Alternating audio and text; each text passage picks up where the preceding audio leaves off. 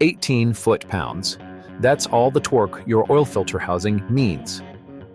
Ignoring that small number can crack the plastic cap, and many owners assume that upgrading to any old cheap aluminum replacement found online is a smart choice.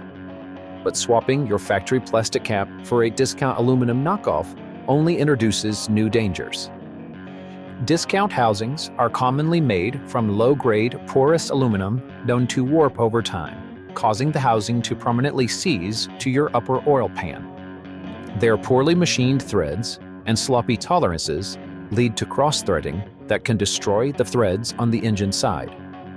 Poorly cut threads also leave behind metal particles that will chew through engine bearings the moment oil carries them downstream. The truth is, the factory plastic housing is more than capable of lasting the life of the vehicle. It only cracks when someone over-tightens it. But if you do decide to upgrade to metal, be sure you buy a genuine OEM Toyota aluminum cap designed for your specific engine from an authorized dealer. Learn more about genuine oil filter housings from Olathe Toyota Parts Center at the link below.